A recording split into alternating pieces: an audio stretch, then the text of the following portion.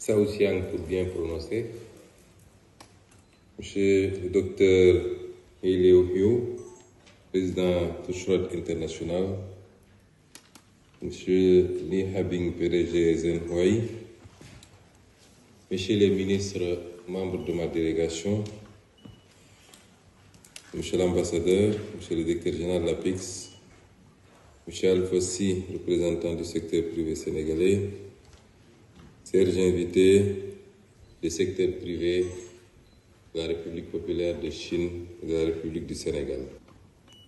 Mesdames et messieurs, nous sommes à la fois honorés et ravis d'être ici dans le cadre de cette visite qui revêt plusieurs niveaux et une importance variée, puisqu'elle nous permettra, elle a au niveau local d'abord, ce qui nous a permis de démarrer par cette belle province du Saoussiang, un niveau local qui nous permet de discuter avec ces autorités locales des perspectives de coopération entre la province, qui est l'une des plus dynamiques de Chine sur le plan économique, et la République du Sénégal.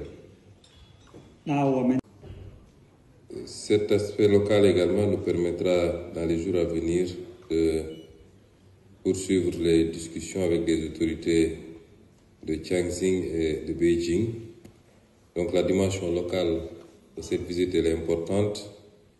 Suit après la dimension étatique qui nous permettra de rencontrer les plus hautes autorités étatiques de la République populaire de Chine et de discuter des possibilités d'accroître la qualité des relations entre nos deux pays, qui sont déjà très bonnes.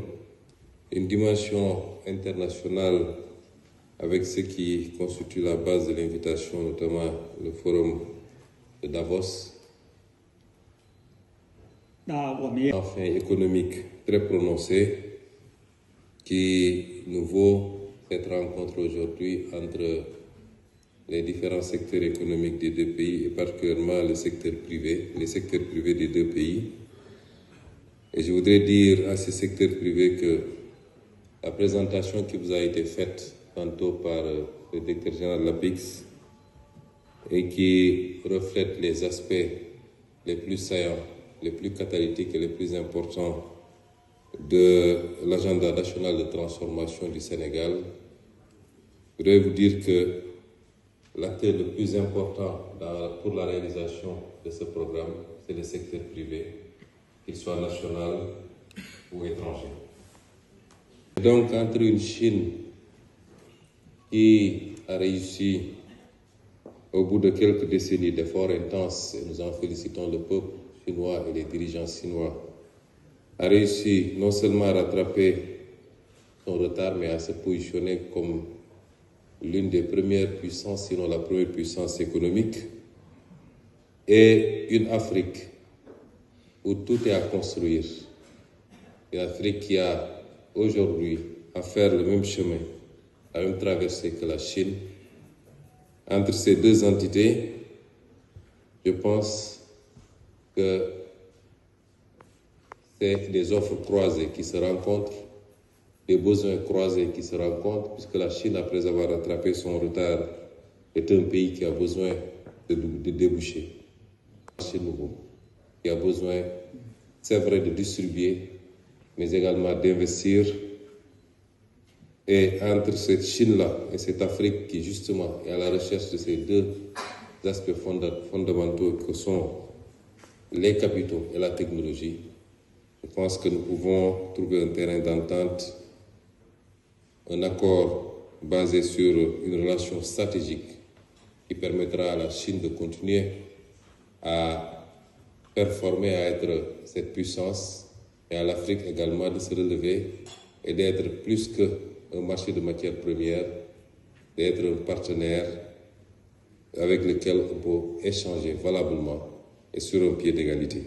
L'Afrique, vous ne connaissez pas bien l'Afrique, quand on parle de l'Afrique, ils peuvent être amenés à penser que c'est un pays, un seul et même pays. L'Afrique, c'est plus d'une cinquantaine de pays, avec des réalités quelquefois diverses, éparses, avec un niveau de construction sociopolitique, un niveau de développement économique qui peut être très différent d'un pays à un autre, d'une zone à une autre, mais qui a la particularité d'être construit autour d'ensembles sous-régionaux.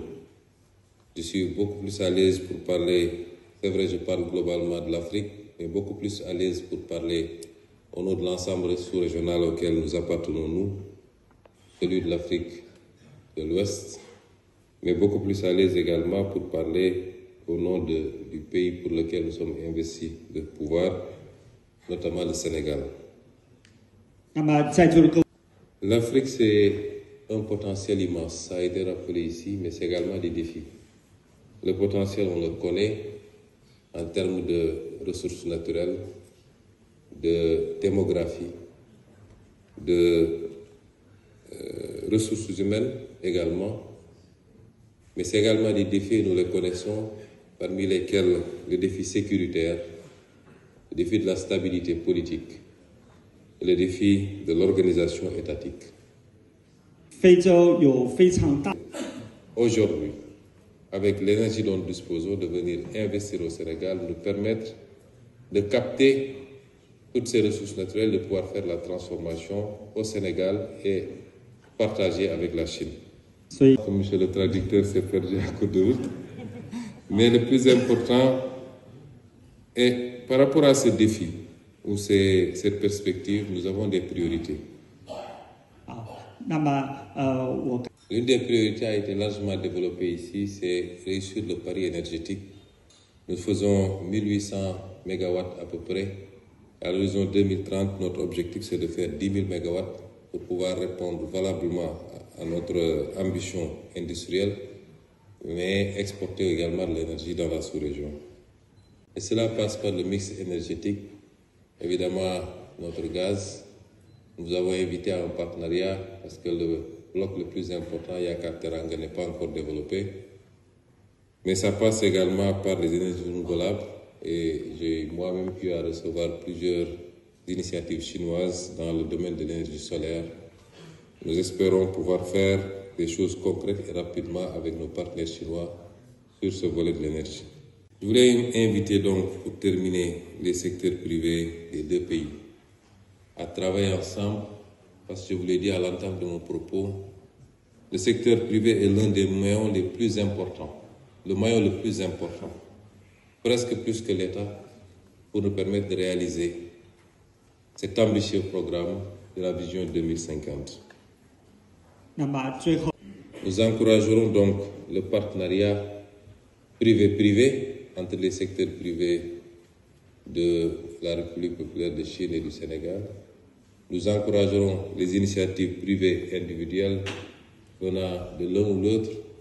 Nous encouragerons les accords partenariats publics-privés et surtout nous mettrons en œuvre toutes les réformes dont M. le directeur général d'APIX a parlé tantôt, les réformes sur le plan fiscal, le code des investissements, les réformes foncières, toutes les réformes qui doivent accompagner ce processus et pour permettre à l'investisseur d'être à l'aise dans notre pays, d'avoir un investissement sécurisé, un retour sur investissement, parce que vous travaillez pour gagner, tout en faisant gagner le pays. Nous vous attendons donc impatiemment au Sénégal. Vous y serez à l'aise. C'est un pays réputé être un pays d'hospitalité. Son second nom, c'est la Teranga, qui en Wolof veut dire hospitalité. Nous vous invitons massivement à venir participer à l'œuvre de construction de notre développement, qui sera également une œuvre de construction du développement de la Chine, parce qu'on parle de prospérité partagée. C'est la philosophie même du président Xi Jinping.